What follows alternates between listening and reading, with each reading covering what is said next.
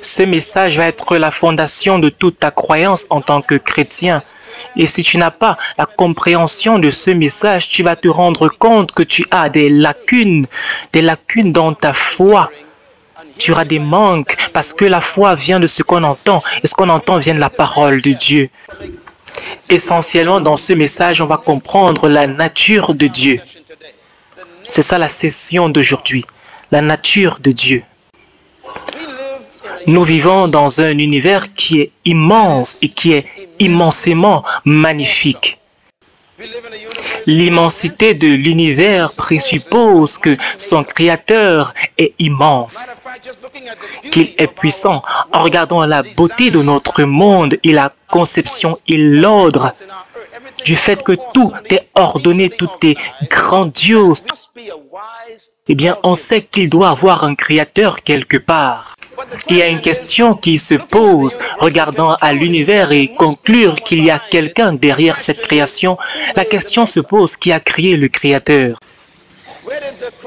D'où est-ce que le créateur vient? Qui a créé Dieu? C'est une bonne question. Maintenant, si vous pensez que je vais répondre à cette question, vous êtes malade.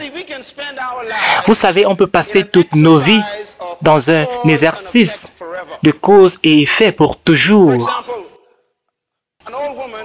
Par exemple, un jour, une vieille femme était en train de parler à un athée un jour qui essayait de lui prouver en tant que chrétienne qu'elle était une folle en croyant en un Dieu qu'elle ne peut pas voir et elle ne peut pas prouver qu'il existe.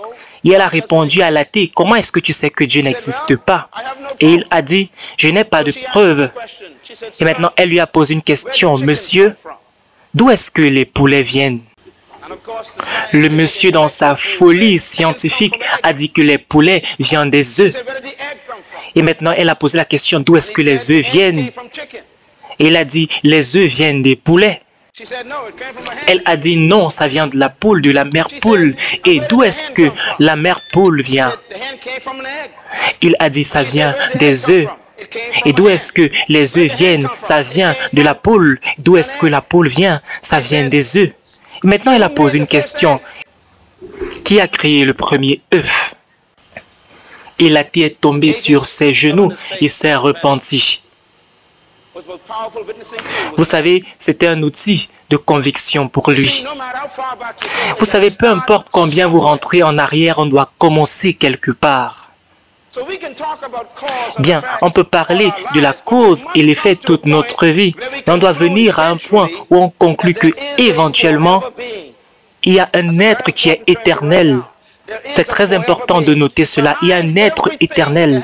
Derrière toute chose, il doit y avoir quelqu'un qui est là pour toujours, qui a commencé toute chose. Cet être éternel, c'est Dieu. Les Écritures n'essayent de prouver nulle part l'existence de Dieu. Et c'est très important de noter cela. La Bible n'essaye pas de prouver que Dieu existe. Et c'est un point très sérieux. Pourquoi? Parce que la Bible en elle-même ne suppose pas qu'il n'y a pas de Dieu. On parle du fait que Dieu a créé au commencement. On parle là des centaines et des milliers d'années. Des révélations qui n'essayent pas de prouver qu'il y a un Dieu. La Bible suppose dès le départ qu'il y a Dieu, que cela est un fait évident. Et c'est une croyance qui est naturelle à l'homme.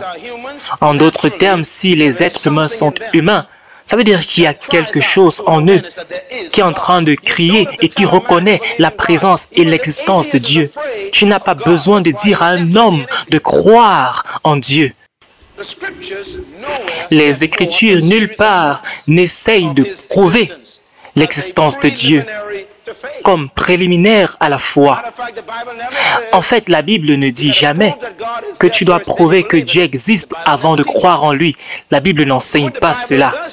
Ce que la Bible déclare, c'est que c'est un fait que Dieu existe. Et la Bible nous appelle, toi et moi, pour faire ce pas de foi pour le connaître. Hébreux chapitre 11, verset 6. Voici ce que la Bible dit au sujet de Dieu.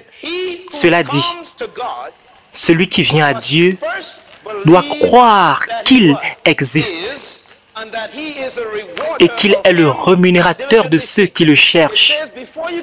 Donc ça veut dire qu'avant de venir à Dieu, tu dois croire qu'il existe. La Bible simplement dit qu'il existe et tu dois croire qu'il existe avant de traiter avec lui. C'est pour cela que c'est impossible pour ceux qui s'appellent des athées de pouvoir connaître qu'il a un Dieu parce que tu dois d'abord croire en lui avant de prouver même qu'il n'existe pas. J'espère que vous allez comprendre ça.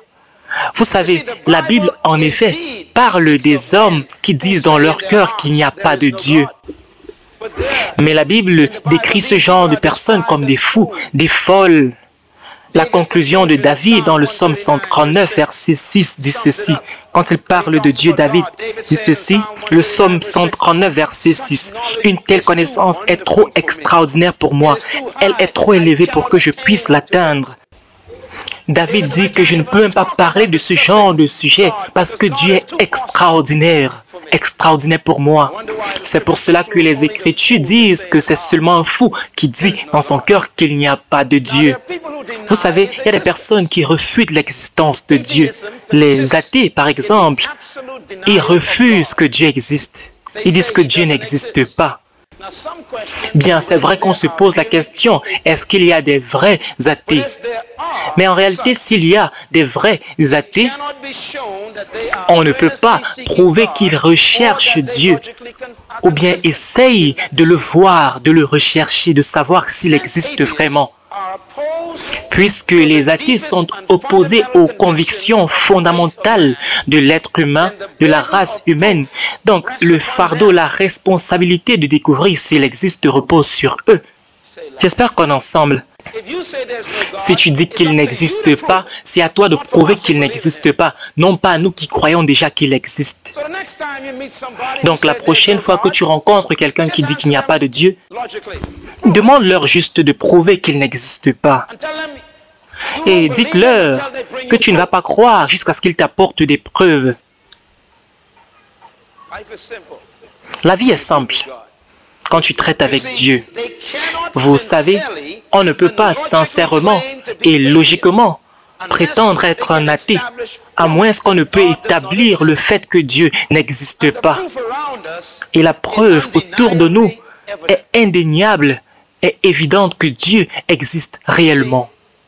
Vous savez, pour prouver qu'il n'y a pas de Dieu, tu dois premièrement te rassurer qu'il n'est pas là, qu'il n'existe pas.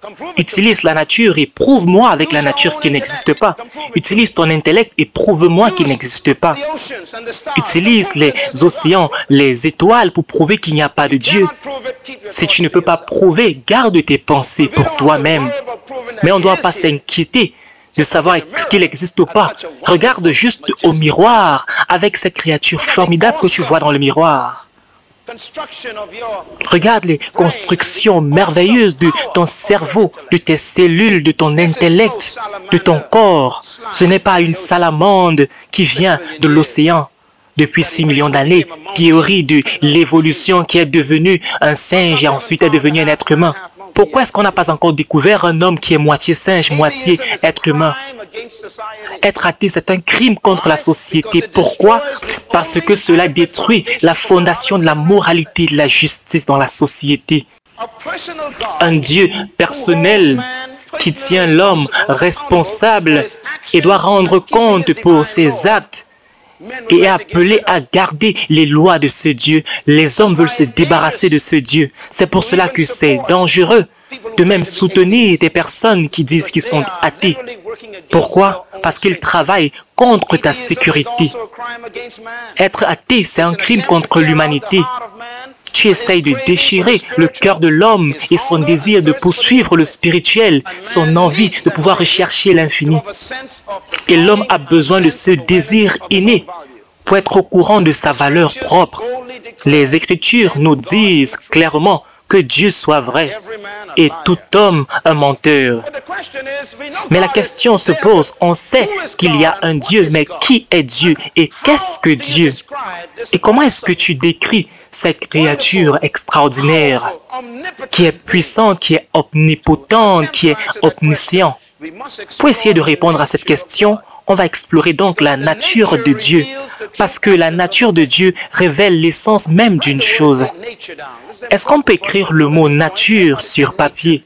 C'est très important pour nous pour cette compréhension.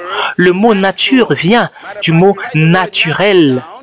Si tu écris le mot naturel, tu vas voir le mot nature dans ce mot. Pourquoi? Parce que le mot nature a à voir avec ce qui est naturel pour l'être.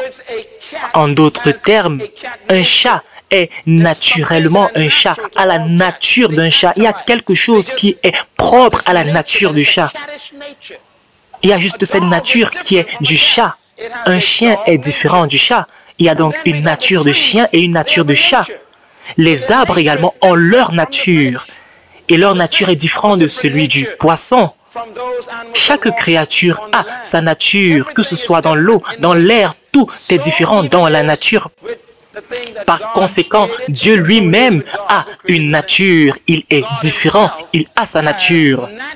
Dieu lui-même a des caractéristiques naturelles qui l'identifient et lui donnent d'avoir une certaine personnalité. Et la nature de Dieu est très importante à retenir parce que cela te révèle qui Dieu est et à quoi est-ce qu'il ressemble. La meilleure définition donc qui est donnée, c'est celle que j'ai vue quand j'étais dans une bibliothèque à Londres.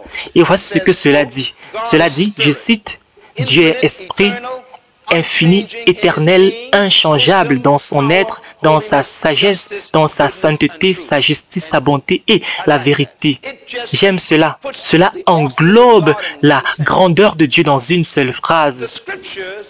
Les Écritures définissent Dieu par une phrase que Jésus-Christ, une définition que Jésus-Christ lui-même a donnée. On retrouve cela dans Jean 4, verset 24. Jésus-Christ a dit ceci au sujet de Dieu. Phrase très simple. Il a dit Dieu est esprit et il faudrait qu'on l'adore en esprit et en vérité. Jésus-Christ dit que Dieu est esprit. Il est en train de décrire Dieu. Cela veut dire que pour que nous puissions comprendre Dieu, il faut comprendre la nature de l'esprit. Qu'est-ce que Jésus-Christ voulait dire quand il disait que Dieu est esprit? Bien, pour comprendre la nature de Dieu dans cette réponse, il faut savoir ce qui a causé cette réponse. Il y avait une femme auprès d'un puits, la femme samaritaine, et il parlait avec cette femme. Et cette femme a dit quelque chose au sujet de Dieu. Elle a dit, nous, Samaritains, on adore Dieu sur la montagne. Et les Juifs adorent dans le temple à Jérusalem. En d'autres termes, elle disait que Dieu est un Dieu qui est basé sur la location, le lieu. Mais Jésus-Christ vient de détruire son concept de Dieu. Et Jésus dit non, Dieu est esprit. Par conséquent, il n'est pas limité dans un lieu. Il n'est pas limité par les limitations physiques, il est esprit. Il faut citer 4 choses que cela implique. Premièrement, cela veut dire que Dieu n'est pas confiné dans un endroit. On peut adorer Dieu dans la voiture, dans un bâtiment, dans une cuisine ou même dans le sommeil. Dieu peut être adoré dans un champ ou dans un palais, peu importe. Parce que Dieu est esprit, c'est ça, sa nature, c'est très important. Par conséquent, quand tu es dans des problèmes, tu ne dois pas appeler ton pasteur obligatoirement. Ce n'est pas nécessaire. Quand la pression vient contre toi, tu n'as pas besoin de rechercher un numéro pour appeler un prophète de Dieu. Dieu est là, là où tu te trouves. Tu dois simplement appeler Dieu, oh Dieu. En fait, il faut dire, on va apprendre ce matin que la seule chose que tu dois faire, c'est appeler son nom. Alléluia. Il est partout. Il n'a pas de limitation physique. Deuxièmement, ça veut dire, quand on dit que Dieu est esprit, cela veut dire qu'il n'est pas humain. Dieu n'est pas homme. Le mot humain vient du mot humus, qui veut dire terre. Dieu n'est pas terre, il n'est pas chair. Par conséquent, Dieu étant esprit n'a pas de chair ou os. Jésus-Christ a dit dans Luc 24, verset 39, quand il a été ressuscité, il avait un nouveau corps. On pensait qu'il était un fantôme. Et Jésus a dit non, touchez-moi. Les esprits n'ont pas de chair et d'os, comme moi j'ai. Donc Dieu est esprit. Lui n'a pas de chair ou os. Troisièmement, cette phrase puissante veut dire également, ça veut dire qu'il est invisible. Invisible veut dire que tu ne peux pas le voir avec tes yeux physiques, avec tes yeux naturels. On ne peut pas voir les esprits avec les yeux physiques. Dieu ne se rend pas disponible pour être vu avec tes yeux physiques. Dieu est extraordinaire en d'autres termes. Dieu te menace si tu essayes de le voir. Il dit si tu me vois, tu vas mourir. Et finalement, esprit veut dire que Dieu est éternel. 1 Timothée chapitre 1 verset 17 dit ceci, « Au roi des siècles, ô Dieu, immortel, invisible et seul sage, soit l'honneur et la gloire au siècle des siècles. » Les esprits ne meurent pas. Il est immortel. Même l'esprit de l'homme est éternel. Par conséquent, cela veut dire que la mort pour Dieu, en ce qui concerne les êtres humains, ce n'est pas le corps. La mort pour Dieu, c'est une relation brisée entre son esprit et ton esprit. Cela veut dire que tu vas vivre pour toujours. Tout le monde va vivre pour toujours. Tout être humain va vivre pour toujours. Même ceux qui meurent en dehors de Christ vont être ressuscités. La Bible dit qu'il y a une deuxième résurrection. Et même ceux qui sont morts quand ils n'étaient pas en Christ, on va vivre pour toujours parce qu'on est des esprits. Les esprits ne meurent pas. Maintenant, vous comprenez pourquoi est-ce que la Bible parle de la vie éternelle et la mort éternelle. Cela veut dire que tu vas être loin de Dieu, de la relation éternelle avec Dieu pour toujours. C'est ce que l'enfer est. Et je crois que bien au-delà du feu de l'enfer, c'est la pensée que tu ne pourras plus avoir une relation avec ton Créateur. C'est ça l'enfer. Donc Dieu est invisible et il est éternel. Et donc ces passages enseignent que Dieu n'a rien à voir avec un corps humain. Par conséquent, on ne peut pas le comprendre avec les sens physiques. Je voudrais donc que tu tournes ta Bible, Deutéronome chapitre 4. Je voudrais que tout le monde puisse lire ceci, parce que je veux te rappeler combien c'est important de comprendre la nature de Dieu. Beaucoup d'entre nous prenons Dieu à la légère. On le traite comme notre ami simplement. Et même comme il veut être ton ami, il ne voudrait pas que tu puisses être très amical avec lui. C'est comme les parents et les enfants. C'est comme un enfant qui appelle son parent par son prénom. Si tu essayes cela avec moi dans ma maison, je vais te donner une gifle. Et ce n'est pas l'abus de son enfant. Si j'avais un jour appelé ma mère par son prénom, je devais être dans le noir, dans les ténèbres et dans le froid, dehors à l'extérieur.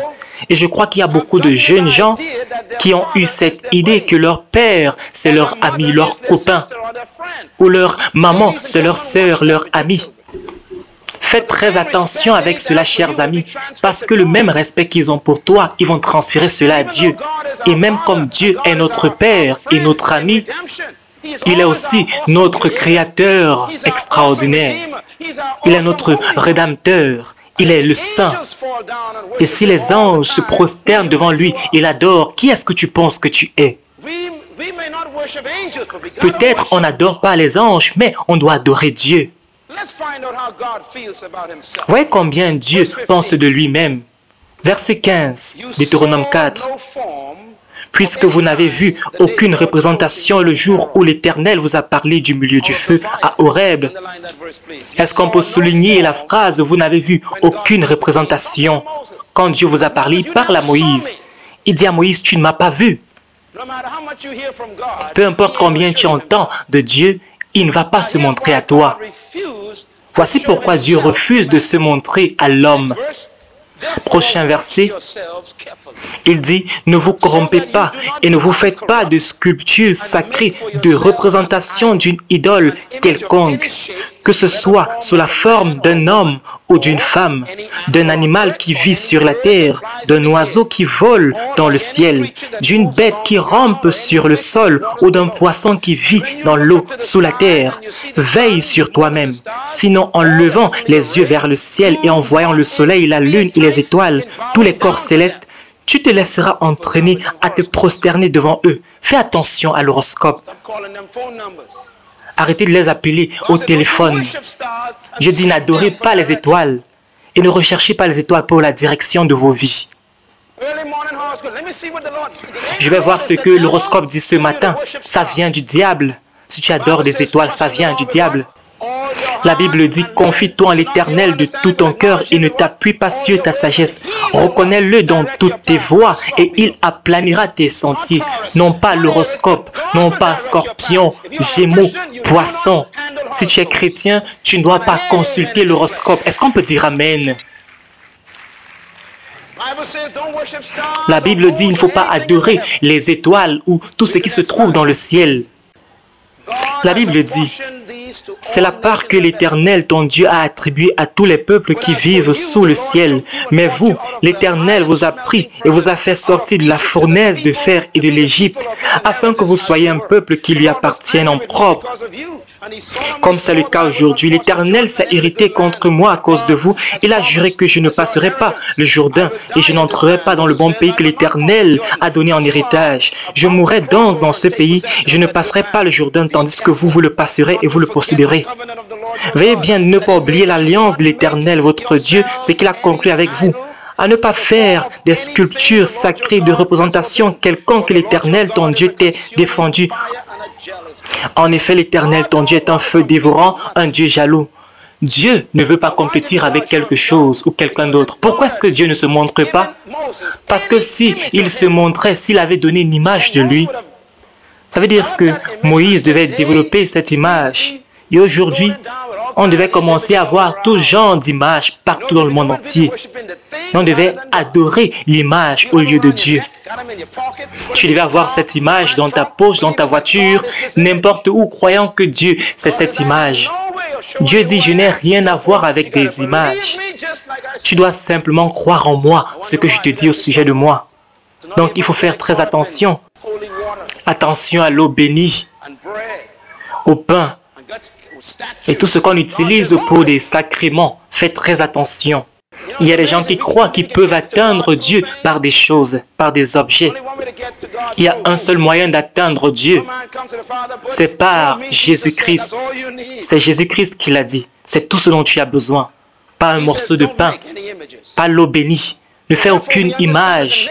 Par conséquent, on comprend que la nature de Dieu est critique quand on considère le fait que c'est un esprit, parce que personne n'a jamais vu Dieu. Et par conséquent, ils ne peuvent pas produire une image de Dieu. Et rien sur terre ne ressemble à Dieu. Si Dieu est un esprit, par conséquent, comment donc l'homme est donc fait à son image? Si tu ne sais pas à quoi il ressemble, comment donc la Bible le dit que nous sommes faits à l'image de Dieu? Il faut noter cette question.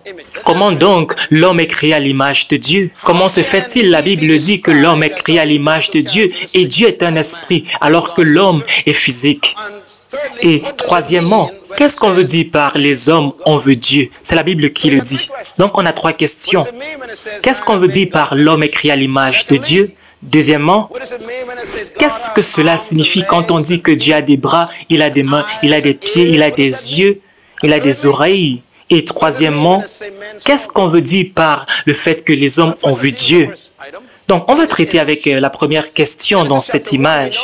Genèse 1 nous dit que Dieu a dit, créons, faisons l'homme à notre image, à notre ressemblance. Je voudrais donc décrire ce que cette image est. Dans le livre de Colossiens, au chapitre 3, ça définit l'image. Et croyez-moi, chers amis, c'est très simple ce que l'image veut dire.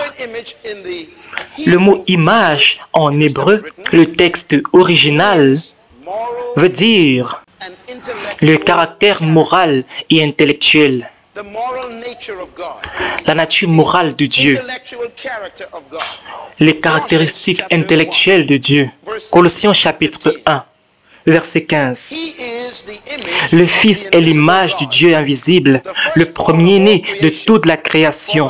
En effet, c'est en lui que tout a été créé dans le ciel et sur la terre, le visible et l'invisible, trône, souveraineté, domination, autorité. Tout a été créé par lui et pour lui. Il existe avant toute chose et tout subsiste en lui. Gloire à Dieu pour Jésus-Christ. Il est la tête du corps qu'est l'Église. Il est le commencement, le premier-né d'entre les morts, afin d'être le premier en tout. En effet, Dieu a voulu que toute sa plénitude habite en lui. Il a voulu par Christ tout réconcilier avec lui. que ce soit les choses sur la terre ou bien dans le ciel ou sous la terre, en faisant la paix à travers lui par son sang versé sur la croix. Le verset 15 dit qu'il est l'image du Dieu invisible. Maintenant, on décrit ici Jésus-Christ comme étant l'image du Dieu invisible. Le chapitre 3 nous dit ceci, le verset 9. On va lire ensemble. Ne vous mentez pas les uns aux autres, car vous vous êtes dépouillés du vieil homme et de ses manières d'agir. Vous avez revêtu l'homme nouveau, qui se renouvelle pour parvenir à la vraie connaissance, conformément à l'image de celui qui l'a créé. Est-ce qu'on peut souligner la connaissance ici? La façon dont c'est écrit dans le grec ici, cela dit qu'on doit revêtir l'image de Dieu, qui est la connaissance de Dieu. En d'autres termes, avoir la capacité d'avoir la même connaissance que Dieu a. C'est ça qui est l'image que nous revêtons. Est-ce qu'on peut lire un autre passage de l'Écriture? Et cela est Éphésiens chapitre 4. Éphésiens chapitre 4. On va lire ensemble, s'il vous plaît, le verset 24. Une fois de plus, on parle de l'image de Dieu. On dit ceci. Et à revêtir de l'homme nouveau, créé selon Dieu dans la justice et la sainteté que produit la vérité. Créé selon Dieu dans la justice, la sainteté que produit la vérité. L'image de Dieu, c'est tout d'abord la justice de Dieu, la connaissance de Dieu et la nature sainte de Dieu manifestée. Donc tu ne ressembles pas à Dieu physiquement. C'est pas ça l'image. L'image de Dieu, donc, par conséquent, veut dire que l'image de Dieu en l'homme consiste dans le côté intellectuel, moral, spirituel et le côté juste. C'est beaucoup plus. Ça n'a rien à voir avec le côté physique. C'est pour cela qu'on parle du caractère moral. Tu ressembles à Dieu spirituellement. Tu as les attributs de Dieu spirituellement. C'est pour cela que tu as l'image de Dieu. 1 Thessaloniciens 5, verset 23, cela représente également la trinité de l'homme comme expression de Dieu. Dieu est Père, Fils et Saint-Esprit, toi tu es corps, âme et esprit. Et cela donc indique le fait que tu es une représentation de l'image de Dieu. Dieu est trois en un, toi également tu es trois en un. Et le caractère moral de Dieu vit dans cette trinité de l'homme. Et c'est l'image que nous portons de Dieu. Et la deuxième question, en ce qui concerne le côté de Dieu avec des parties du corps, qu'est-ce que cela veut dire? On n'a jamais vu Dieu. Bien, il y a beaucoup de passages dans l'Écriture, dans les Écritures, où on dit que Dieu a un bras, il a des yeux, il ressent, il entend, il marche, il œuvre, il travaille. De telles expressions doivent être comprises. De telles expressions doivent être comprises comme une tentative de l'être humain de pouvoir utiliser des mots humains pour pouvoir qualifier un Dieu indescriptible, pour pouvoir nous connecter et nous relier à Dieu. On ne peut pas comprendre Dieu si on n'avait pas des concepts pour décrire Dieu. Et donc ces termes ne sont pas littéraux. Dieu n'a pas des pieds comme les êtres humains. Dieu n'a pas des mains comme les êtres humains. Il n'a pas des yeux en réalité. C'est juste des mots humains pour comprendre Dieu. Mais ce sont des descriptions qu'on doit utiliser pour décrire la relation qu'on a avec Dieu. Dieu entend, mais il n'a pas des oreilles comme tes oreilles. Il voit, c'est vrai, mais ses yeux ne sont pas comme tes yeux. Bien, en réalité, si ses yeux étaient comme tes yeux, ça veut dire qu'il ne peut pas voir tout le temps. Si ses oreilles étaient comme tes oreilles, ça veut dire qu'il ne peut pas entendre tes prières la plupart du temps. Parce qu'il sera en Chine en train d'entendre leurs prières. Est-ce que tu n'es pas content que Dieu n'a pas des oreilles comme ta part? S'il avait des pieds comme tes pieds, ça veut dire qu'il ne pouvait pas être omniscient, omnipotent.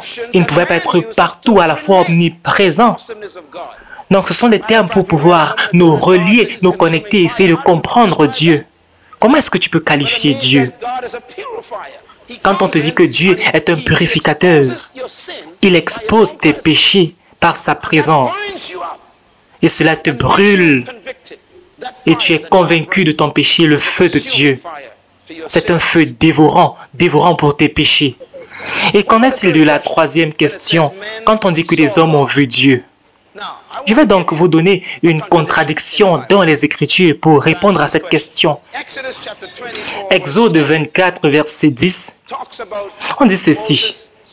On parle bien de Moïse ici qui voit Dieu. Exode 33, verset 18 jusqu'à 23. Et cela dit que Moïse a vu le Seigneur, il a demandé à Dieu de voir son visage.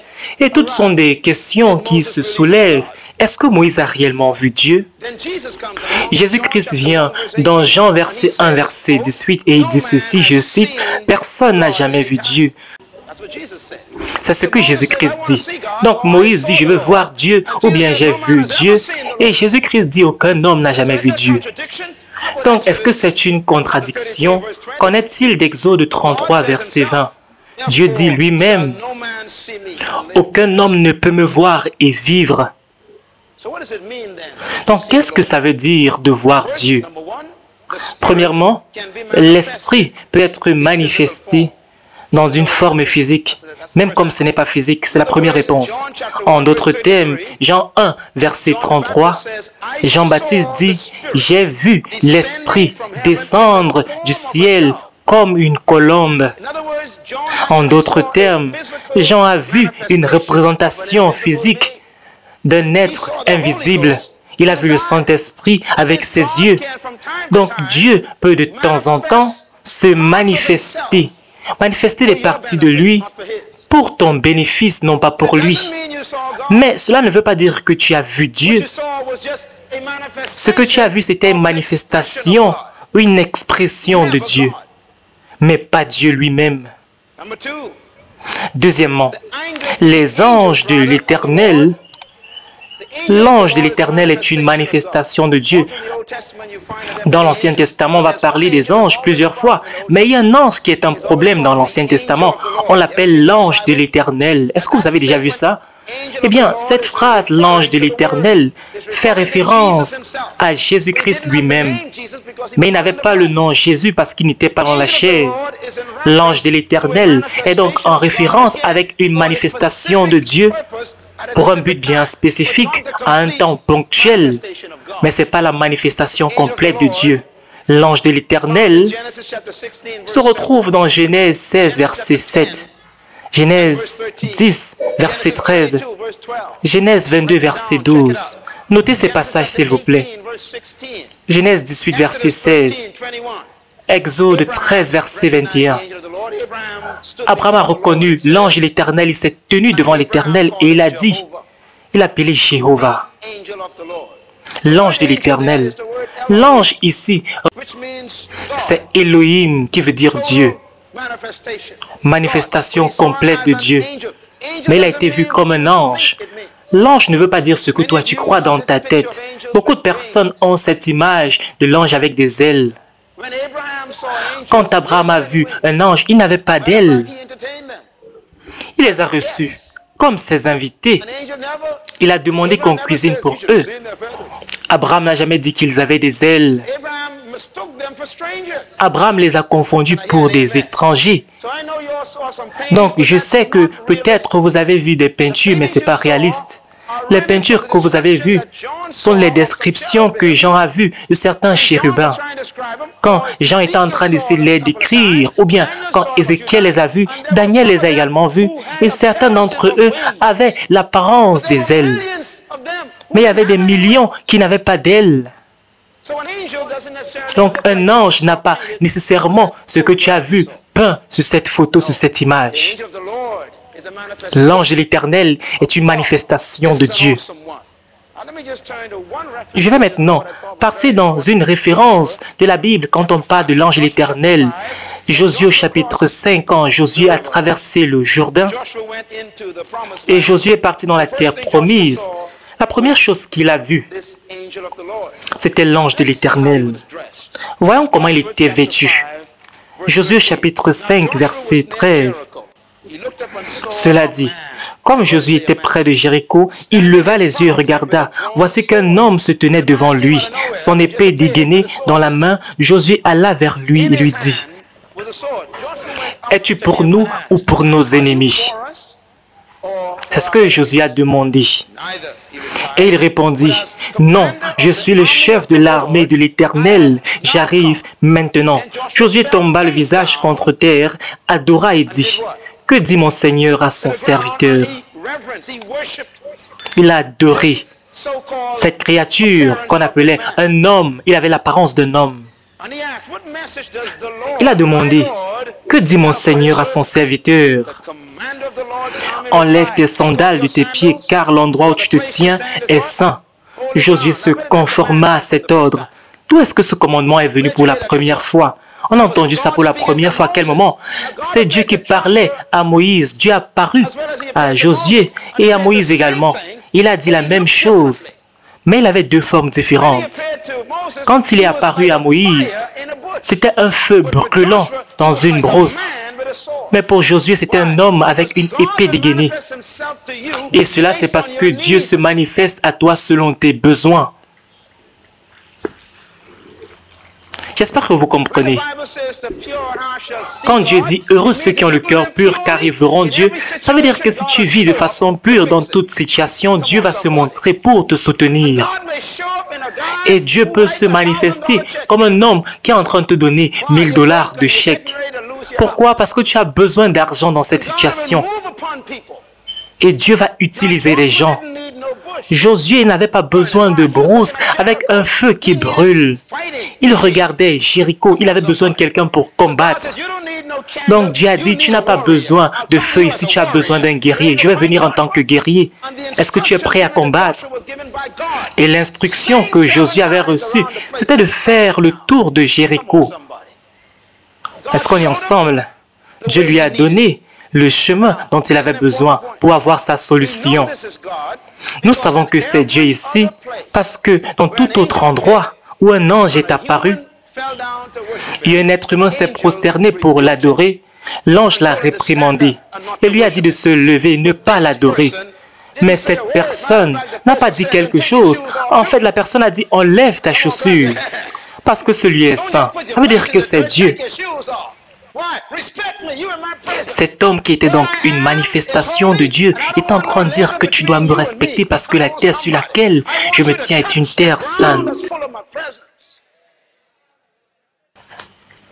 C'était donc Dieu.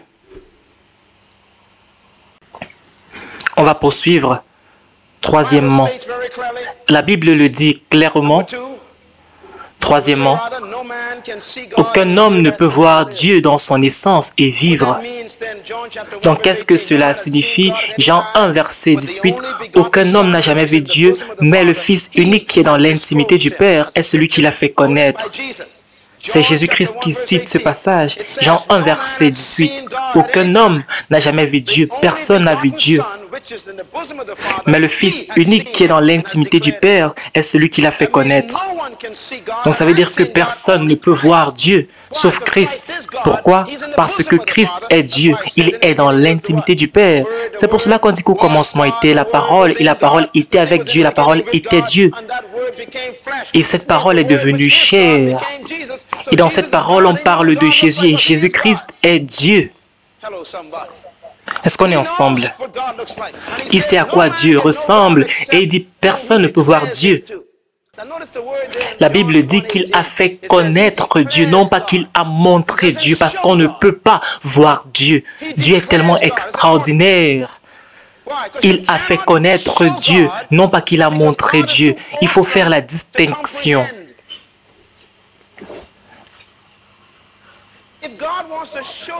Si Dieu veut se montrer à toi, cela va te tuer.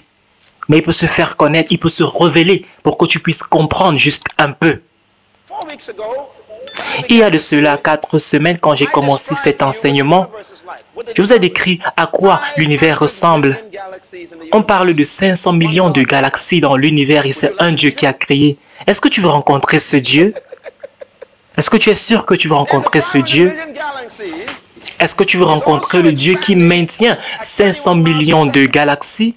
Est-ce que tu es sûr que tu veux rencontrer ce genre de Dieu? Tu n'es même pas capable de garder ton budget en ordre. Imagine Dieu qui veut se montrer dans ta maison. Il va te tuer. C'est la raison pour laquelle quand Paul et Silas avaient un problème, ils ont commencé à chanter le nom de ce Dieu. L'adoration a une puissance. Tu dois comprendre la nature pour avoir la victoire dans la vie.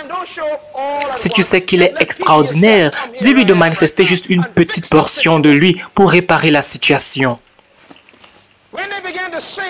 Quand ils ont commencé à chanter et célébrer le nom de Dieu, c'est à ce moment que Dieu s'est manifesté. On dit que Dieu siège au milieu de la louange et les chaînes sont tombées. Est-ce que tu as des problèmes aujourd'hui? Est-ce que tu as chanté des chants de louange? Il faut juste célébrer Dieu pour cela parce que tu sais que si tu dois faire appel à ce Dieu, il est tellement extraordinaire. Il ne peut pas se montrer, mais il peut se manifester. Si tu veux me voir, tu ne peux pas. Tu n'as pas les yeux pour me voir. Avant, je me disais quand j'étudiais et je méditais sur ce message, pour la première fois, j'ai compris pourquoi est-ce que quand tu lis au sujet des créatures au ciel, ils ont des yeux partout sur leur corps. Pourquoi? Parce qu'ils essayent de voir ce Dieu. C'est un Dieu qui est puissant, il est juste, il est saint, il est omniprésent, il est partout à la fois. Comment est-ce qu'on peut voir ce genre de Dieu avec juste un œil ou deux yeux? Cela est impossible. Ils veulent le voir, il est partout. Et donc, ils ont des yeux partout, ils ont des yeux. Ils ont des yeux partout sur le front, derrière la tête, partout sur tout leur corps. Ils ont des yeux partout. C'est parce que ce Dieu est extraordinaire. C'est pour cela que la Bible dit que nous connaissons juste en partie. Tu penses que Dieu parle simplement en langue? Dieu est extraordinaire, tu ne peux pas mesurer qui il est. La seule chose que tu connais au sujet de Dieu, c'est ce que tu as besoin, c'est ce dont tu as besoin. Tu ne peux pas le connaître en entièreté, il est trop extraordinaire pour cela. Je vais encore le dire, la seule chose dont tu connais au sujet de Dieu, c'est ce dont tu as besoin par rapport à lui. C'est la seule chose que tu connais sur lui. C'est pour cela que quand on va lire dans la Bible, on va savoir que la seule chose dont on connaît au sujet de Dieu, c'est là où il y avait un besoin. C'est à ce moment qu'il s'est manifesté selon ton besoin. En réalité, tu ne peux pas puiser suffisamment pour connaître tout l'essence même de Dieu. Tu n'as pas des problèmes, juste des petits problèmes. Tu as entendu dire qu'il n'y a pas de problème trop grand pour Dieu. Sa main n'est pas courte pour sauver. Il connaît tout, il peut tout. Et il va se manifester dans ta situation. Et tu vas juste connaître cette manifestation. Est-ce qu'on peut juste célébrer Dieu par des acclamations? Donc quand tu veux découvrir des choses au sujet de Dieu, tu ne peux pas tout connaître. Pourquoi? Parce qu'il se montre dans tes défis. Il se montre dans tes frustrations. Il se montre dans tes besoins. Et il dit maintenant, tu m'appelles Jéhovah Jireh parce que j'ai pourvu pour toi. Tu m'appelles Jéhovah Shalom parce que je t'ai accordé la paix. Quand tu as besoin d'eau, il est l'eau de vie. Et après, il est le pain de vie. Il a juste des différentes manifestations dans tes différentes situations de la vie. Mais tu ne peux pas connaître l'essence même, l'entièreté de la nature de Dieu. Il est trop puissant pour cela. Donc, il se manifeste juste. C'est ce qu'on appelle l'adoration. Proclamer la nature de Dieu. Répéter simplement ce que tu as découvert à son sujet. Tu as découvert qu'il est le pourvoyeur. Tu as découvert qu'il est bon. C'est la raison pour laquelle beaucoup de gens ne savent pas adorer. Ton adoration est déterminée par combien est-ce que tu connais de Dieu. Et tu le connais sur les bases de ses manifestations dans ta vie. C'est pour cela que tu peux l'appeler sauveur. Pourquoi? Parce que tu avais besoin de salut. Il est venu te sauver. Donc, il est le sauveur de mon âme. Et peut-être, il n'est pas encore mon guérisseur parce qu'il ne m'a pas encore guéri. Mais pour ceux qui ont expérimenté la guérison, savent que Dieu est le guérisseur. Il est le Rapha. Il y a des personnes qui n'ont pas encore expérimenté Dieu en tant que leur pourvoyeur, mais d'autres personnes connaissent ce Dieu en tant que leur Jireh, leur pourvoyeur. C'est pour cela que tu peux dire à quelqu'un, tu ne connais pas Dieu comme je le connais, parce que tu as expérimenté une facette différente de Dieu. Donc dans différentes situations, il se montre de différentes façons. Son nom est une tour forte, mais la question est de savoir combien de noms de Dieu est-ce que tu connais? Combien de manifestations ont été manifestées dans ta vie? Pour certains jeunes gens, il est simplement le pourvoyeur de leur scolarité. Bien, tu ne connais pas encore la facette de Dieu qui intervient dans le mariage parce que tu n'es pas encore marié. Tu ne payes pas encore de loyer, tu ne peux pas encore comprendre Dieu dans ce genre de situation. Et bien évidemment, il y a des personnes qui connaissent Dieu dans ce genre de situation parce que Dieu s'est manifesté pour eux. Dieu est notre pourvoyeur de loyer. Il est notre pourvoyeur. Ce dont tu as besoin, ce que tu voudrais que Dieu devienne pour toi, il se révèle. Josué avait besoin d'un soldat, pas d'un feu ardent. Je viens combattre pour toi. Jean chapitre 5, verset 37 dit ceci. Vous n'avez jamais entendu sa voix, vous n'avez pas vu son visage. Jésus-Christ l'a dit. C'est pour cela qu'il dit qu'il ne faut pas adorer une créature ou une chose qui a été créée. Pourquoi? Parce que Dieu n'a pas la forme d'une créature. Tout ce que Dieu a créé en tant que créature n'a pas sa forme. C'est pour cela qu'il dit qu'il ne faut pas faire une image taillée d'un oiseau, d'une plante ou de n'importe quoi pour pouvoir représenter cela comme un Dieu pour toi. Donc quand on a ces statues et qu'on veut les adorer, ce n'est pas Dieu. Faites très attention. Il y a des personnes qui ont des croix, ils embrassent ces croix, mettent ça sur leur cou, mettent dans leur voiture, sur leur mur.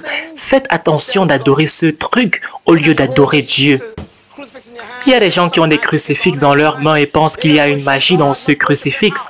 Ceux qui adorent Dieu doivent l'adorer en esprit et en vérité. Tu n'as pas besoin de morceaux de bois, tu n'as pas besoin de plastique, tu n'as pas besoin d'un objet métallique pour pouvoir adorer Dieu. Tu as juste besoin de l'adorer en esprit et en vérité. Il est partout, il est prêt à t'aider. Il ne veut pas entrer en compétition avec un morceau de plastique. Il ne voudrait pas que quelque chose entre entre toi et lui. C'est pour cela qu'il est jaloux. C'est pour cela que tu peux saisir dans ton bureau et en même temps prier en langue. En même temps tu pries à Dieu, en même temps tu travailles. Vous voyez?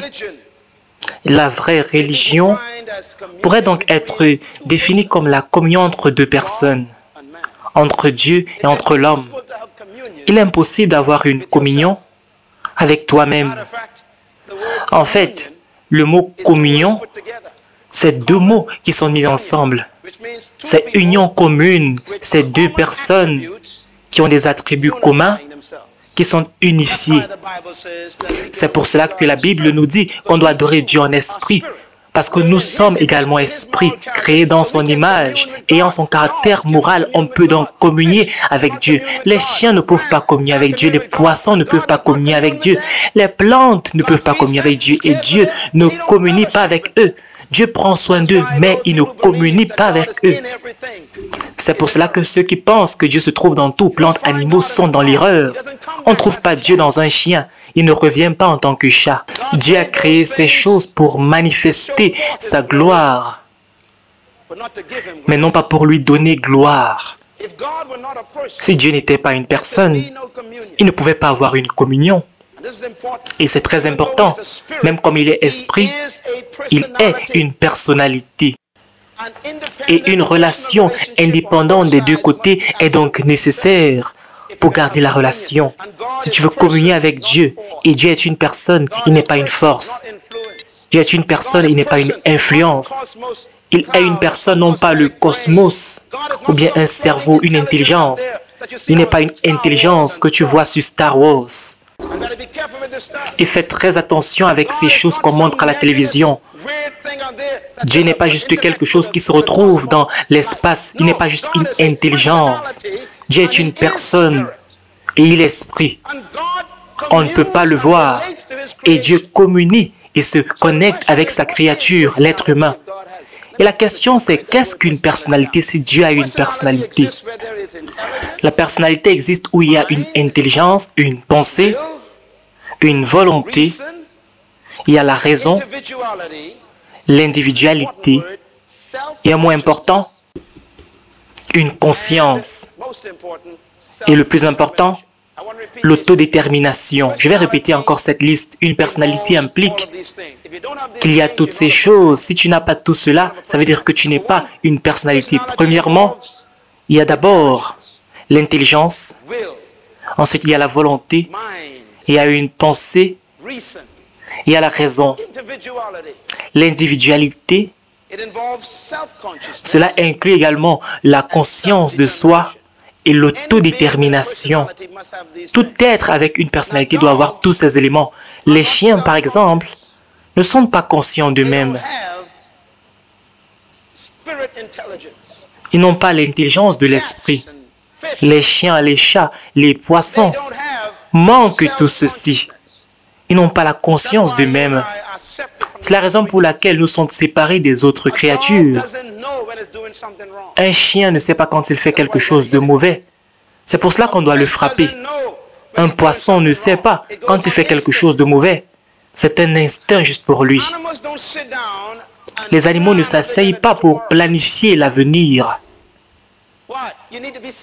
Pourquoi? Parce que tu dois être conscient pour pouvoir faire cela. Tu dois être conscient de toi. Tu dois être quelqu'un qui t'autodétermine pour le faire. Les animaux se lèvent et mangent juste. Ils ne planifient pas. Et ensuite, ils meurent. Les êtres humains planifient l'avenir. 1 an, 2 ans, 5 ans, 10 ans. Ils prédéterminent ce qu'ils doivent faire, même si ce n'est pas correct. Ils prédéterminent pour sortir et voler dans la nuit. Ils réfléchissent pour planifier cela.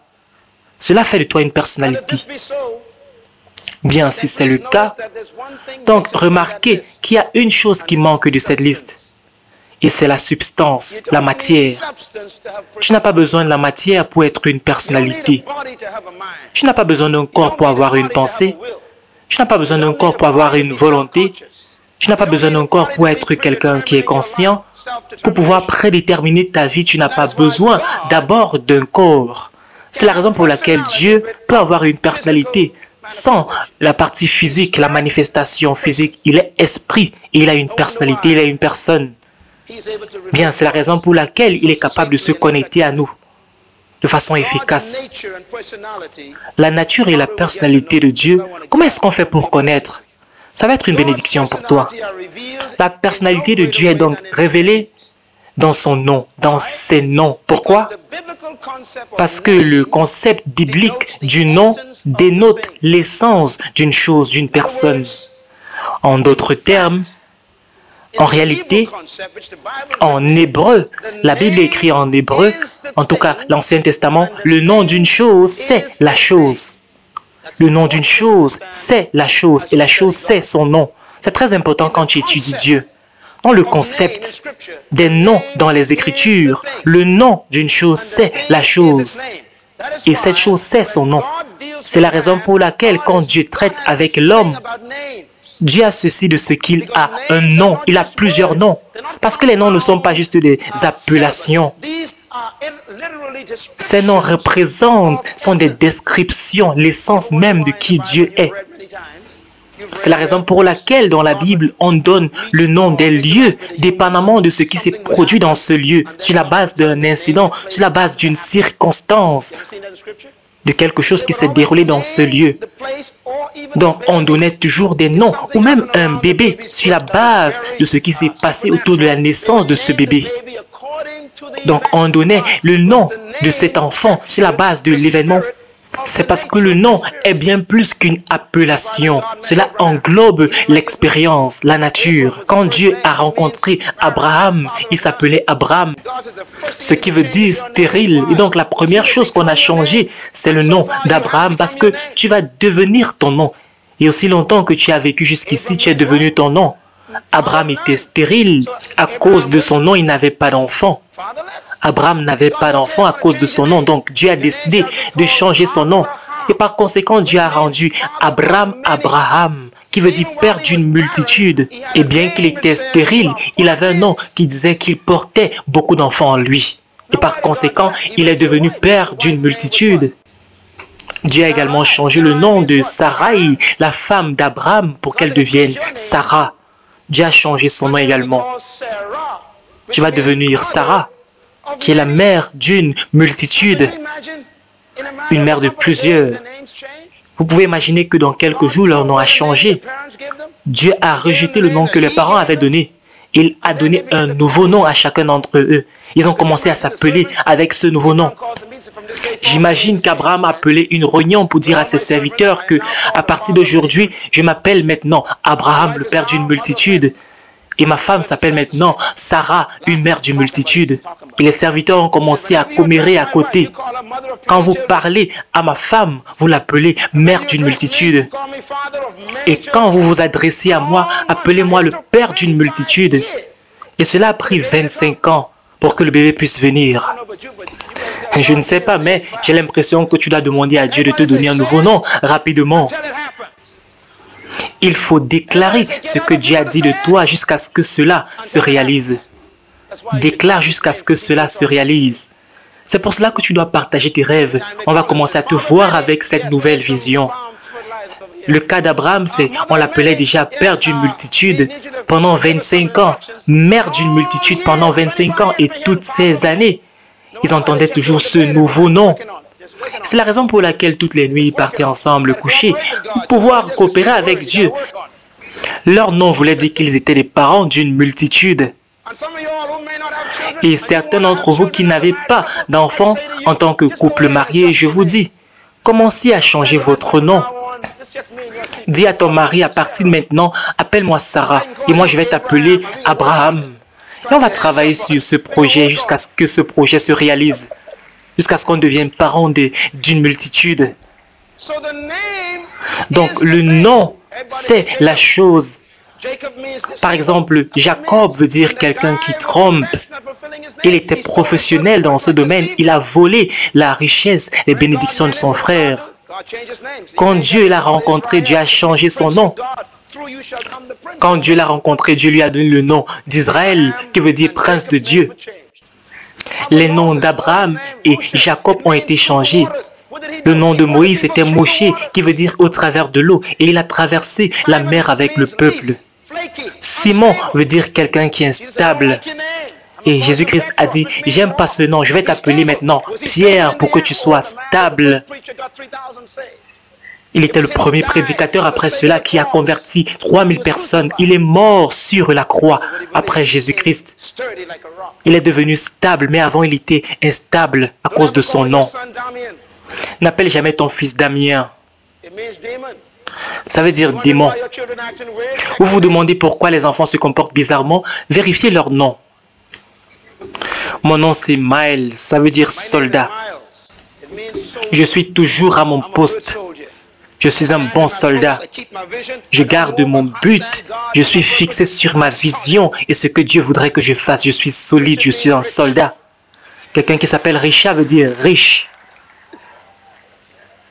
C'est le nom du pasteur Richard de l'église. C'est pour cela que je suis toujours avec lui parce qu'il est riche.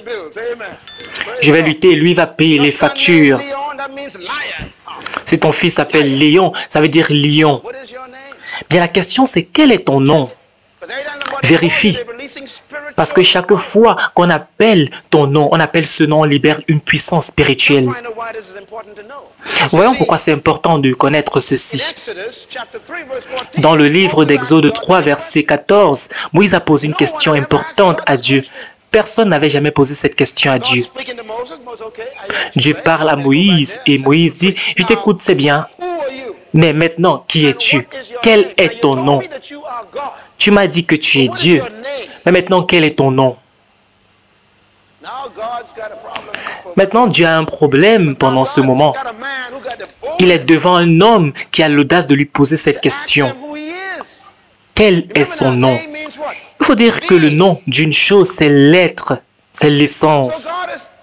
Donc, Dieu est ici en train de recevoir cette question. Quel est ton nom? Comment est-ce que tu te décris, Dieu? Dis-moi qui tu es, Dieu. Je veux connaître ton essence.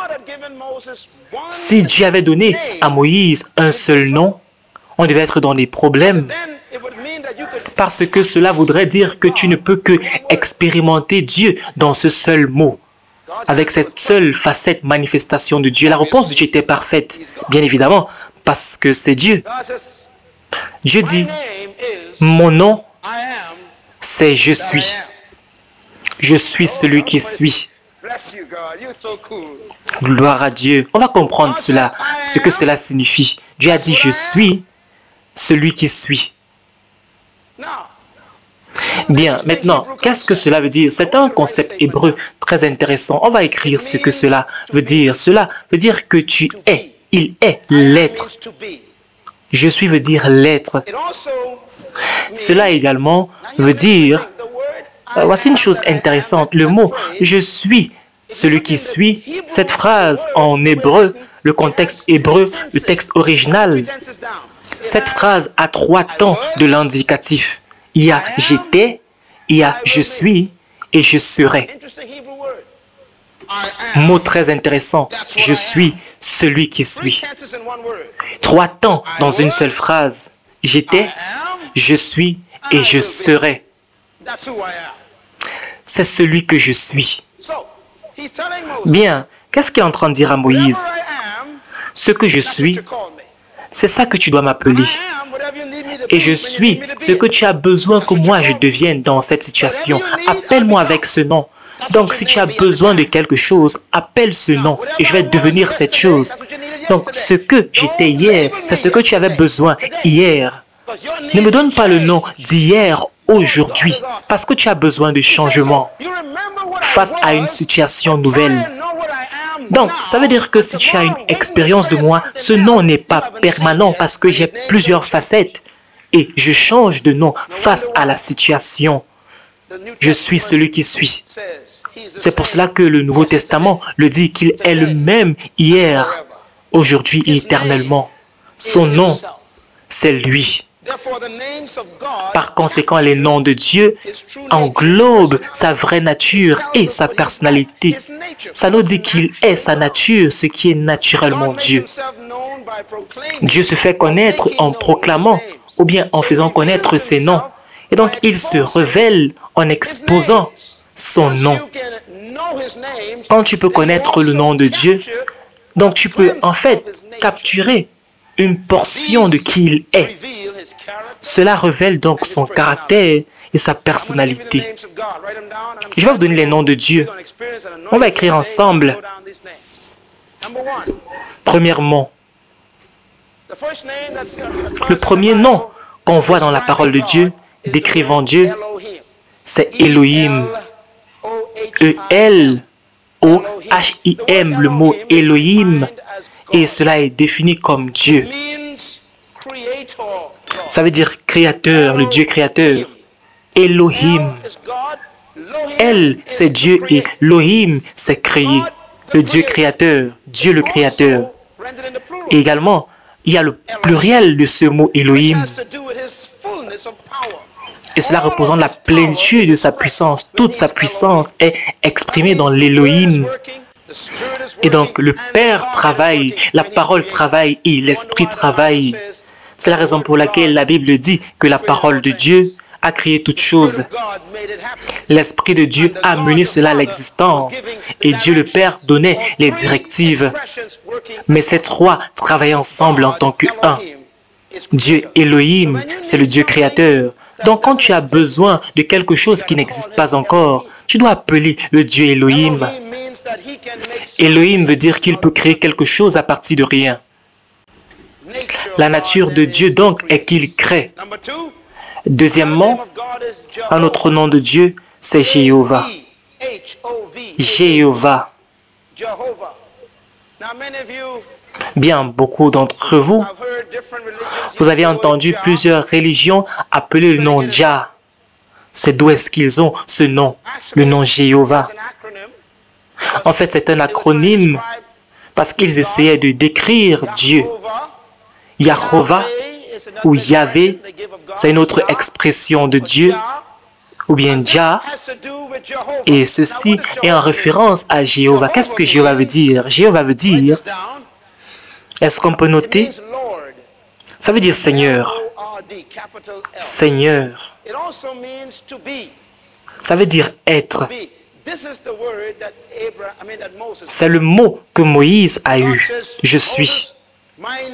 Dieu dit, je suis Jéhovah, il laisse l'espace après le Jéhovah. C'est toi qui dois remplir l'espace. C'est ce que Moïse a entendu. Quel est ton nom? Mon nom c'est Jéhovah, après il y a l'espace. Ce que je suis à l'instant. Je suis A, je suis B. Donc Moïse a entendu une réponse extraordinaire. Ça veut dire que Dieu ne peut pas être capturé dans juste un mot. Je parlais dans un groupe aujourd'hui ce matin Je disais combien les noms sont importants, les noms sont puissants. Par exemple, si je dis Rosa Parks, tu connais de qui je parle, une histoire dans un nom. Si je parle de Martin Luther King Jr., tu n'as pas besoin d'un livre d'histoire, juste le nom. Et un nom contient toute cette histoire. Quand j'ai dit John F. Kennedy, tu n'as pas besoin de lire 10 livres. Le nom capture l'histoire. Bien, c'est la même chose au sujet de tout le monde. Si j'appelle le nom Miles à quelqu'un, cette personne a un concept de qu'est-ce que je fais et ce que je suis. Et c'est la même chose pour Abraham. Tu n'as pas besoin de connaître toute l'histoire. Tu sais que c'est le père de la foi. Pierre. Certains pensent à l'histoire où il a commencé à se noyer dans l'eau. Jean-Baptiste, juste le nom, capture toute une histoire dans ta pensée. Bien, Dieu ne pouvait pas donner un seul nom à Moïse de cette façon, parce que Dieu est tellement extraordinaire. Il y a des choses au sujet de Dieu que tu ne connais pas, que tu ne pourrais jamais connaître et tu ne connais pas encore. Et Dieu dit, je ne peux pas te donner un nom, un mot. En réalité, tu ne peux pas me capturer dans un seul mot. Donc, je vais te donner mon nom, Jéhovah, et tu vas mettre l'espace, ce dont tu as besoin. Et donc, Moïse a commencé à écrire les noms de Dieu. Et c'est la raison pour laquelle on a Jéhovah comme un nom très important. Ça veut dire le Dieu de l'Alliance qui se manifeste. Et le mot inclut 3 temps. Il y a le passé, il y a le présent, il y a l'avenir. Donc, dans tous les noms de Dieu, il inclut toujours un temps de toute magnitude. Elohim veut dire qu'il est dans le passé, le présent, l'avenir. Il est le Créateur. Jéhovah veut dire qu'il est dans le passé, le présent et l'avenir. Ce sont des manifestations de Dieu. Jéhovah peut être traduit comme être, devenir, se manifester. Donc quand Dieu se manifeste d'une certaine façon dans ta vie, tu lui donnes Jéhovah. Jéhovah comme nom relatif à cette situation. Mais ça ne veut pas dire qu'il va rester de cette façon. Jéhovah veut dire que je me suis manifesté, je me manifeste et je vais me manifester. Sa nature se relie à sa création. C'est une phrase très importante. Premièrement, sa nature, c'est qu'il est le Créateur. Deuxièmement, sa nature, c'est qu'il est connecté à sa créature. Parce qu'il y a des croyances qu'on entend et les gens appellent ça le déisme. Il y a plusieurs religions qui croient en cela. Ces gens croient en Dieu, mais ils croient que Dieu a créé le monde et il a laissé le monde fonctionner par lui-même. Il ne s'implique plus dans le fonctionnement du monde. Si quelqu'un vous dit cela, ne croyez pas en eux. Ils croient en Dieu, mais ils ne croient pas que Dieu peut interférer dans l'activité des êtres humains. Cela n'est pas biblique, cela est ironique et c'est diabolique. Dieu se connecte à sa créature, il interfère, il le fait en tant que Jéhovah. Il se manifeste, il répond aux besoins de sa créature. Il exauce des prières. La Bible dit qu'il a créé toutes choses et qu'il soutient toutes choses par la parole de sa puissance. Donc Dieu est impliqué dans le fait que les plantes doivent être en vie. Il est impliqué dans la vie des animaux, impliqué dans la vie des êtres humains. Dieu est impliqué. C'est un Dieu qui se manifeste dans sa création. Donc la nature de Dieu, c'est qu'il est intéressé dans ta vie. Il est intéressé par ce que tu fais et ce qui te concerne. Ne pense pas que Dieu n'est pas concerné par ta vie. Il est intimement lié avec ce que tu es en train de faire. Il est omniprésent.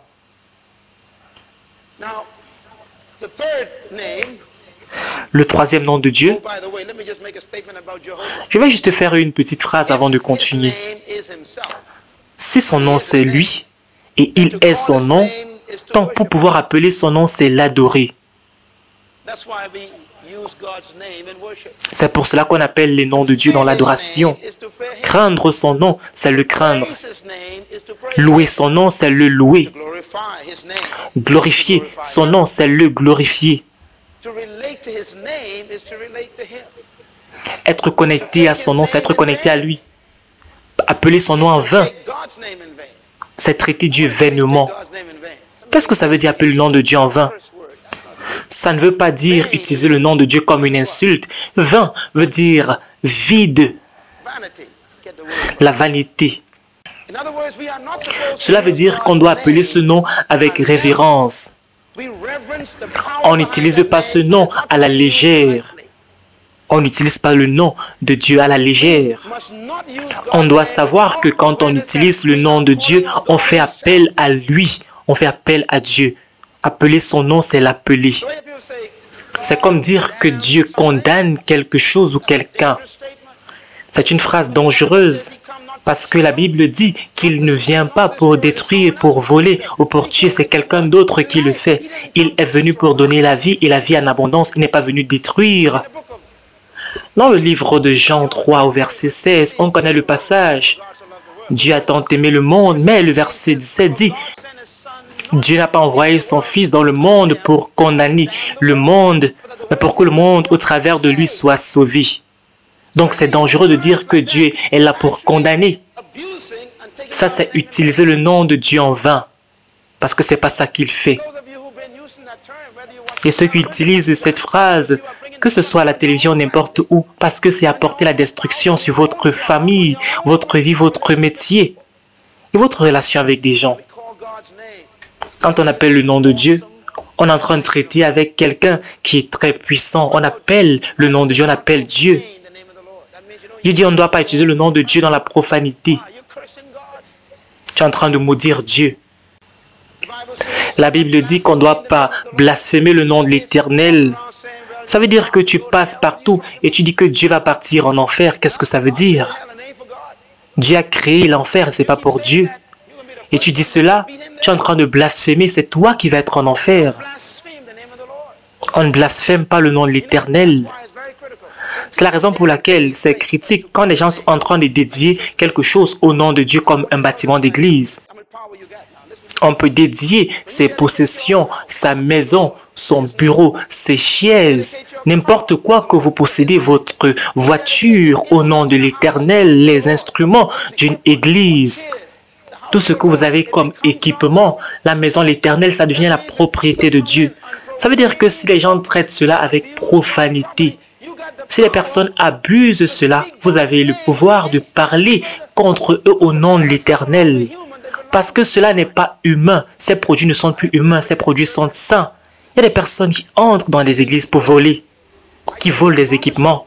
Je vous assure, je vous promets que votre vie va être hantée par la puissance de Dieu. Vous allez avoir un avenir misérable et Dieu va vous réprimander. C'est la raison pour laquelle quand quelqu'un vient dans votre maison pour voler, vous ne devez pas être tellement fâché. Dites juste Dieu, ton nom est sur cette chose qu'on a volée. Et cette personne est partie avec ce produit. Comment cette personne peut survivre? L'Arche de l'Alliance, par exemple, était simplement une boîte en bois. Et dans cette boîte, il y avait des petits objets. Rien de particulier, rien de très spécial. Et Dieu a dit c'est dédié. Et il y a des païens qui ont pris cette arche pour pouvoir s'amuser avec. Ils se disaient que c'était une boîte comme les autres, mais c'était dédié à Dieu. Et la malédiction est tombée sur leur peuple, sur les Philistins. Et il y a un homme, Uri, qui a essayé d'attraper l'arche de l'Alliance avec ses mains alors qu'il n'avait pas le droit. Et il est mort sur le champ. Il n'y a pas de problème avec la boîte, mais la puissance se trouve dans le nom de l'Éternel auquel cette boîte a été dédiée. Je suis en train de parler à toi aujourd'hui. La nature de Dieu, c'est son nom. Donc quand il te donne son nom, il te rend quelqu'un qui est sans limite. Il faut dire aux gens autour de toi, ne jouez pas avec le nom de Dieu. Peu importe combien les gens veulent te traiter n'importe comment, si le nom de l'Éternel est sur toi, on ne doit pas jouer avec toi. On ne doit pas te traiter n'importe comment. Et cela n'est pas amusant. Ça veut dire que la puissance de Dieu repose sur toi. Elle est présente avec son nom. C'est la raison pour laquelle on a dit aux enfants d'Israël plusieurs fois, et aux prophètes, allez dans un endroit où mon nom s'y trouve. Qu'est-ce qu'il disait? Qu'est-ce qu'il voulait dire par là? Où je me trouve. Là où il y a mon nom, c'est là où je me trouve. Tu bâtis un hôtel dans cet endroit. Le nom de l'Éternel est une tour forte. Donc tu ne prends pas, tu ne traites pas ce nom en vain. Tu dois traiter ce nom avec révérence, avec considération, avec honneur. Quand on a la présence de Dieu, il faut révérencer la présence de Dieu, on se prosterne devant lui. C'est la raison pour laquelle quand des hommes étaient intimes avec Dieu, ils avaient cet esprit d'humilité, ils comprenaient la sainteté de l'Éternel. C'est la raison pour laquelle n'importe qui ne peut pas juste entrer dans le sang des saints. Dieu est extraordinaire. Dieu voudrait que tu sois familier, mais pas trop familier. Il voudrait être familier avec toi, mais il ne voudrait pas que tu oublies qui il est. Il est saint, il est juste, il est puissant. Je crois que l'Ancien Testament décrit un peu quel est ce côté de Dieu. Un Dieu qui ne tolère pas le péché.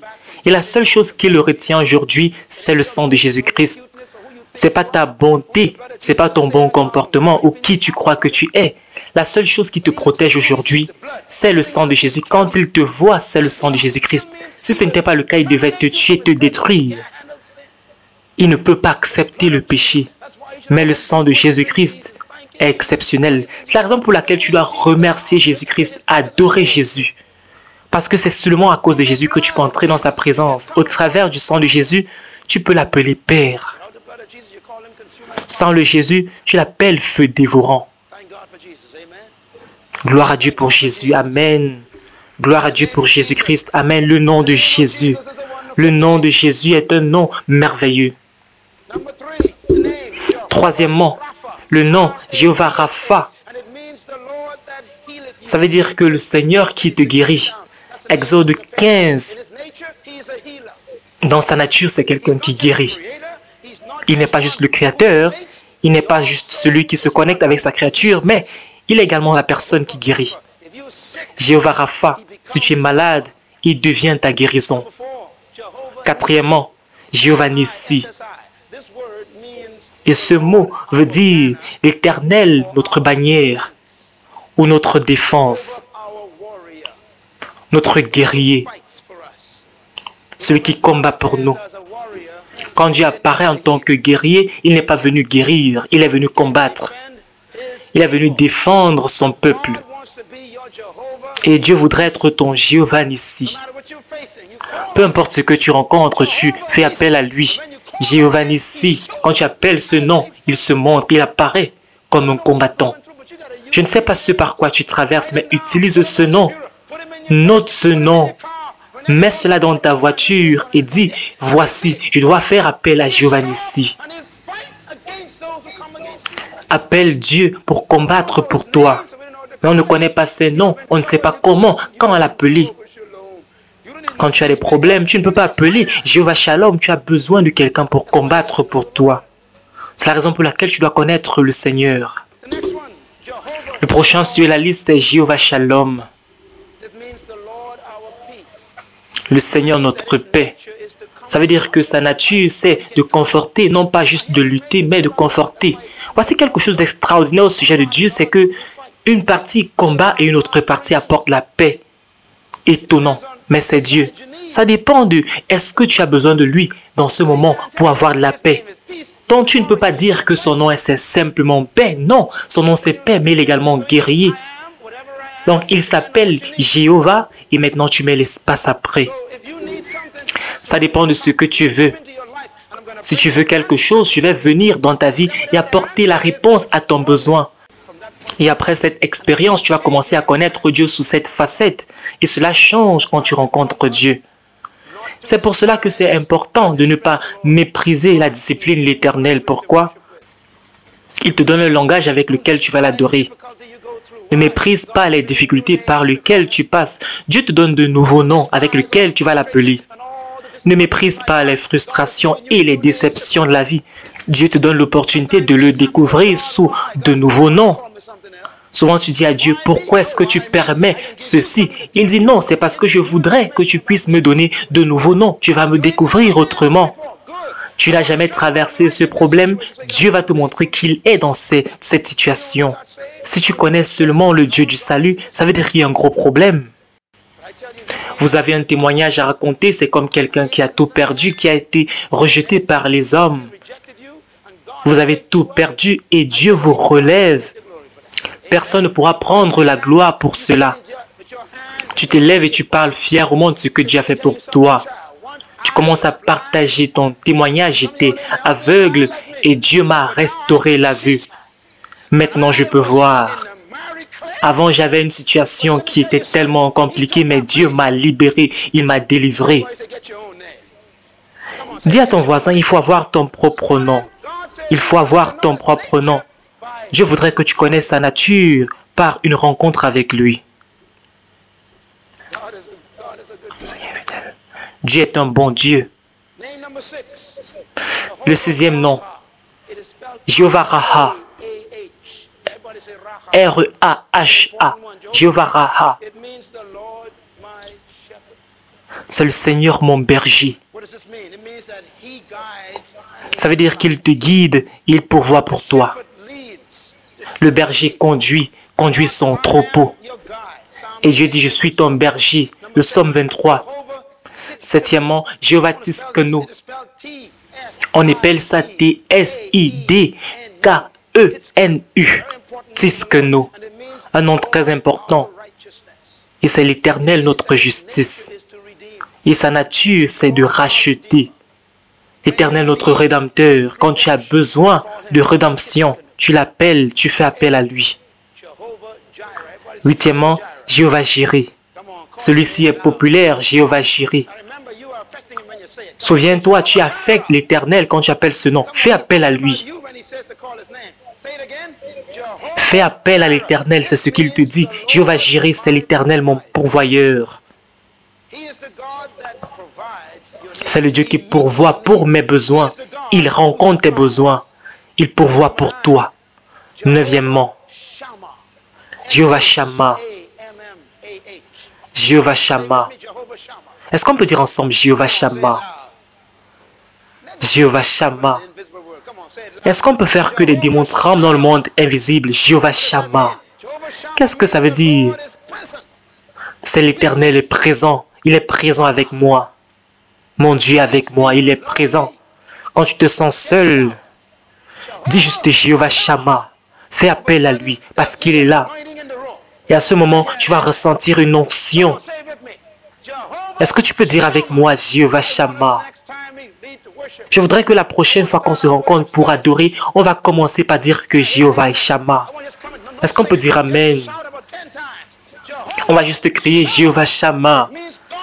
Ça veut dire que Dieu est présent, il est là. Et devinez quoi? Il est là, il est présent, omniprésent.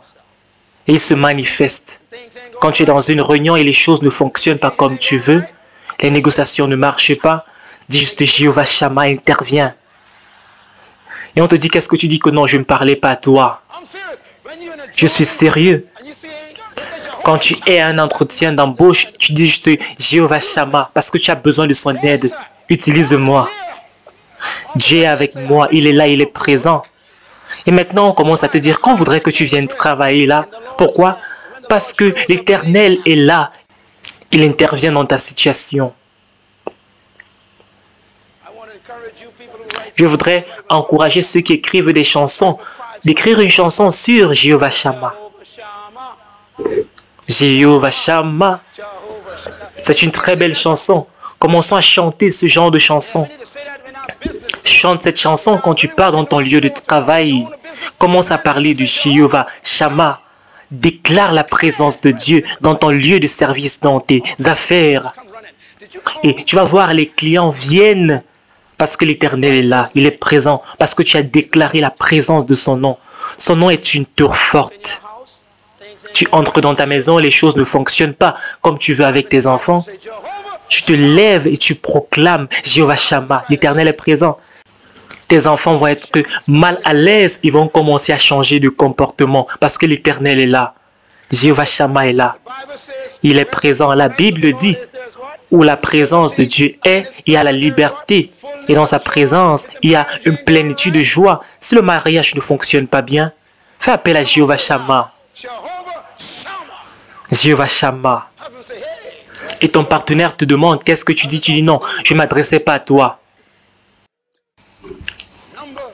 Dixièmement, on a le nom El, E-L. C'est le nom de Dieu. Et ça veut dire Dieu. Mais généralement utilisé en combinaison. Comme Elion. C'est le Dieu très haut. Genèse 14, verset 18. El Shaddai. El Shaddai veut dire qu'il est suffisant. Elle, c'est Dieu. Dieu me suffit.